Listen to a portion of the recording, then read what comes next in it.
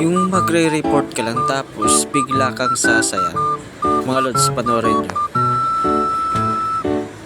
Oh, malagap mo na yung usok yan, kuya. Yan. Punta-punta ka pa kasi dyan eh. Yan, hits mo. Hits na. Okay, may ka pa ha. Yeah. Sarap.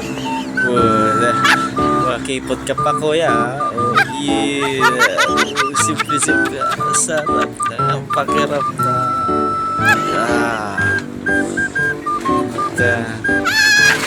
Ayan na. Sarap. Check it out.